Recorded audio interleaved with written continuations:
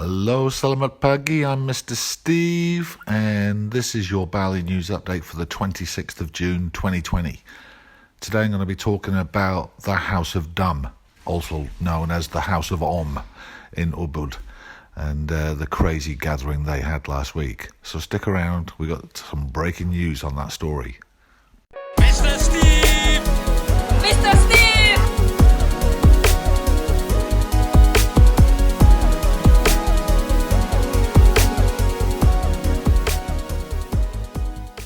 So before I get started on today's topic, just wanted to do a quick follow-up on the young Russian girl that died in a motorbike accident on Jalan Sunset Road last Sunday. Her name was Anastasia Tropitzel, and she was from Moscow, I believe, in Russia.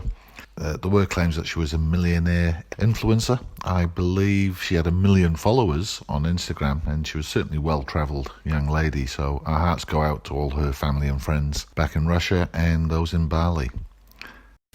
Now this news has really got me hacked off. In fact, I'm pissed off. This chap here, Wissam Barakeh, a Syrian who lives in Bali at the moment, and is the owner of the luxurious Bali yoga retreat called the House of Om. Well, last Thursday he decided in an invitation shared on social media to invite as many people. He wanted more than 100 Bhakti and Kirtan lovers to co-create an amazing celebration together. Kirtan is a ritual involving chanting. He was the organiser of the event, and he's now issued an apology for his irresponsible actions after photos showed the attendees gathered tightly together chanting with no masks on. Now in Bali, more than 1,000 people have been diagnosed with coronavirus and 9 people have died, and the Balinese government has banned foreign arrivals and urged locals to practice social distancing to stop the spread of the coronavirus. But what did he do? He had this huge gathering, all Westerners, all just abusing their responsibilities to help Bali get over the coronavirus, but no, this is what they do. Now at first, when confronted with these pictures, Wissam, or Wissam, however you pronounce it, denied that those were actual photos of the event, and he claimed at first that they were photos from an event he had back in December last year. However, more footage of the event started to surface, and including a YouTube video, which I can't seem to find. And so he had to back down, and he sort of gave a half-assed apology, saying that the event was a big and unreasonable mistake that happened in this difficult time, and that they had good intentions, that all the money raised was going to go to help the local people and the local villages.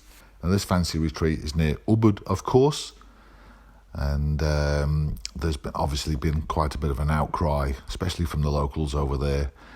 And one comment in the newspaper, the local news, said they act like they own Bali.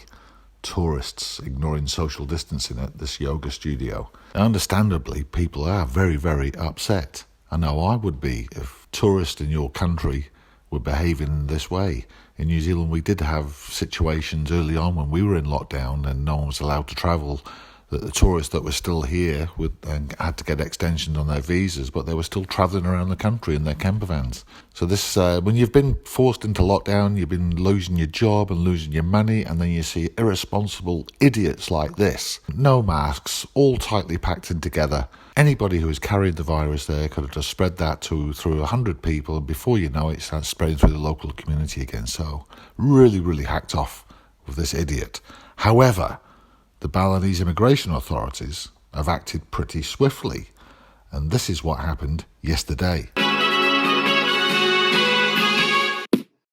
So this is Wissam Barakeh on the local news being escorted to a press conference, I believe, and he's going to be held in custody before being deported from Bali. Now, there aren't many direct flights back to Syria, so I don't know what they're going to do in the meantime, but looks like he's going to be held in custody until he can be deported. So, that's great news. So that's the latest news from Mr. Steve, your latest Bali news update for June the 26th, 2020. Stay safe, stay well, and let's hope we can get the community spread stopped. Mr. Steve!